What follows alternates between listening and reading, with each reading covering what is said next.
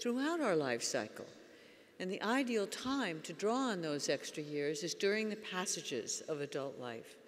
Many years ago, I wrote a book called Passages about the predictable crises of adult life. And it proposed that we continue after the terrible twos and the noisy nines and the turmoil of adolescence, continue to go through developmental stages. And each time we tie up the tasks of one stage, we face a passage, a time of transition and often turmoil. We're yeasty and embryonic again, but we're also exposed and vulnerable. And that gives us a chance to stretch and grow. So during these times of passage, we need to examine how we feel about our way of living in the world. What of our values and goals and aspirations are being invigorated or violated by the way we're living? Or have we maybe lapsed into stagnation? It's in these times of passage when we need to make constructive changes, change chairs, extricate ourselves from unhealthy relationships, take new risks, maybe change jobs or careers, and take better care of ourselves. The ideal time for you as health professionals to galvanize people to change their health behaviors is when they're in a passage, because they're already reassessing their inner world as well as their outer conditions. What a great time to excite them to start rebuilding their health. And of course, when they start taking better care of themselves, shopping for good food, eating well, getting enough exercise and good sleep, and making these investments in good health before the body alert, it'll improve their mood and sustain their confidence while they tackle the hard work of change. But I'm also talking to you, some of the most dedicated and selfless professionals in the world. You're always thinking about how to help other people. But what about nurturing your own health and wellness? How much time do you give to doing or thinking about that? So let's start with the first adult stage, the tryout 20s. The primary question is, how do I put my aspirations into effect? Who can help me? How did you do it? The generation gap that was so detrimental to boomers and their parents has been replaced, I'm happy to say, by a generation connect. Parents and grandparents of millennial 20s are being pulled together because of the revolution in economic conditions. This is bigger than the promises of either candidate in our presidential election. Global forces are shaping an entirely new digitalized workplace, and we're all scrambling to figure out where we're going to fit in. More than half of college graduates today move back home, and almost 40% of adults between 18 and 34 say they either have spent some time back home after college or they still live with parents. This is a huge cultural change. Moms worry all the time about, will this stunt the development of my kids? But this adaptation to current economic stagnation has many benefits for the well-being of young people and their midlife parents. In the tryout 20s, young people's time horizons are long and nebulous. This is the stage when you're hungry to soak up all kinds of information, explore other parts of the world, and put the special skills of your generation to work in seeking social justice and fighting discrimination. Well, when I wrote Passages in the 1970s, the subtitle was Predictable Crises of Adult Life. And you know what? The passages of adult life are no way predictable today. We've all got to think more like entrepreneurs. 20-somethings today have a long provisional adulthood, really till age 30. And that enables an extended education.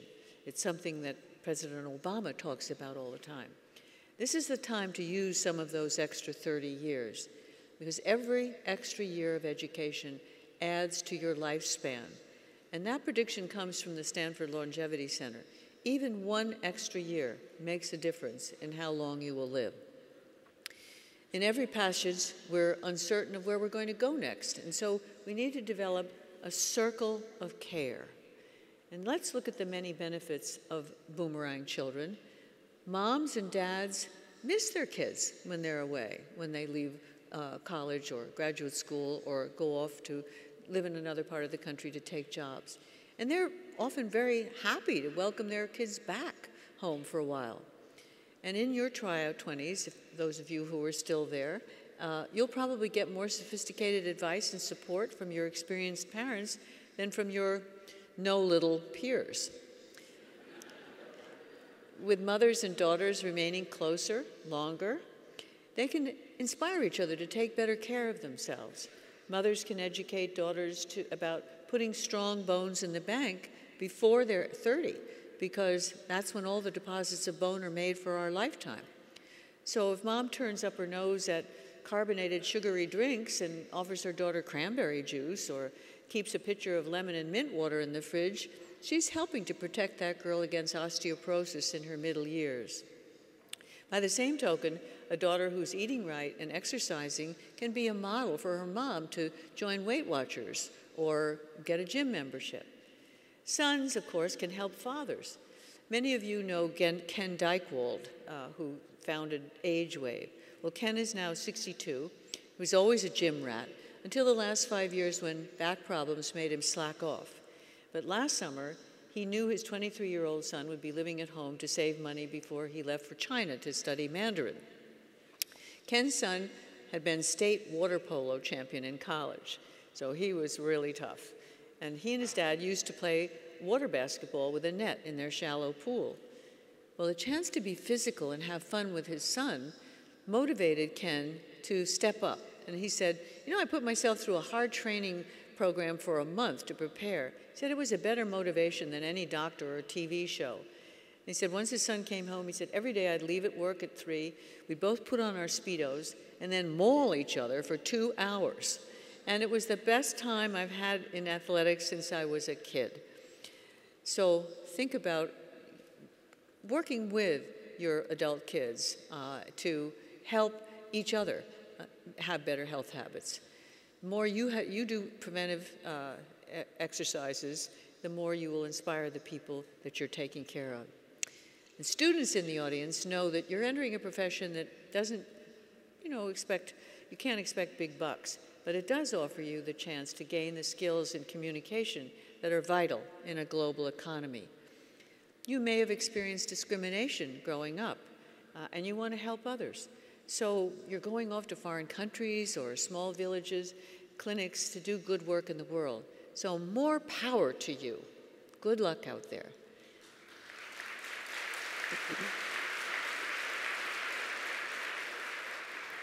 Catch 30 is the next major passage. This is when most adults feel the urge to alter the choices of their 20s because now they want to be something more.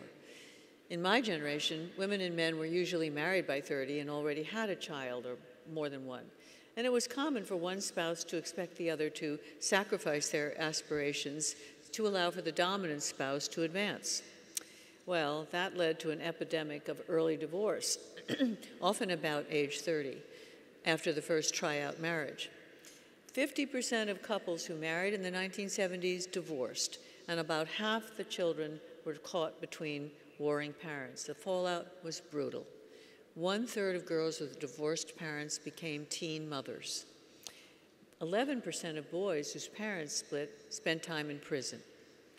The good news is among educated Americans today, and I use the word educated importantly, family life is improving. In most of these households, both mothers and fathers work, so they have greater financial resources to invest in raising their children and providing for their further education. There's a lessening of gender roles, thank God, with fathers and mothers sharing parenting almost interchangeably.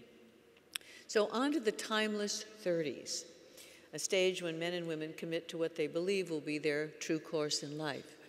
Their time horizons today are virtually unlimited. Educated women can and often do delay marriage until their mid to late 30s and maybe don't get around to pregnancy until they're 40. Just this week, women were told they can freeze their eggs when they're young, not to make meringue, but as an insurance policy against infertility later, or to free themselves to pursue a career well beyond the safe boundaries for conception. Excuse me.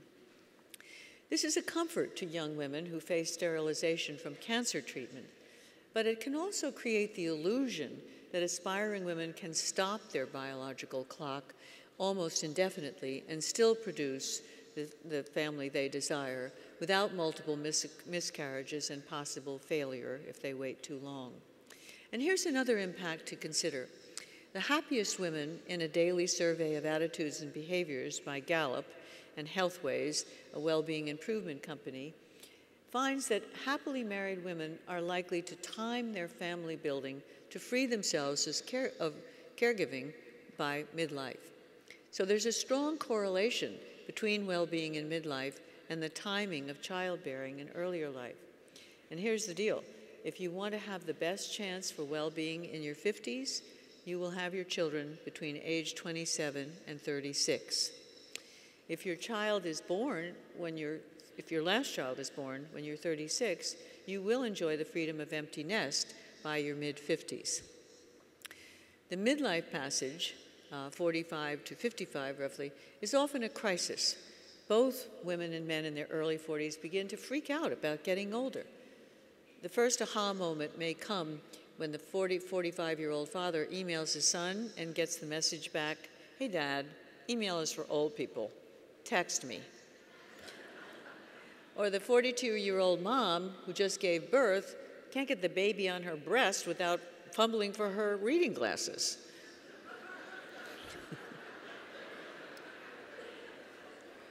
Well, most of us carry the illusion that we will achieve our dream by our mid-40s and have the marriage and family we always wanted. Well, in the first time the shadow of mortality clouds over that sunny assumption, pushes us into the next passage. Call it the crisis of meaning. If we take an inventory of our goals in our first adulthood, we may find that we've defined ourselves and our self-worth only by externals. Well, the midlife passage takes us beyond the preoccupation of self. It initiates a search for meaning and greater involvement with the community or the world, a cause larger than oneself. We can't easily make this passage alone,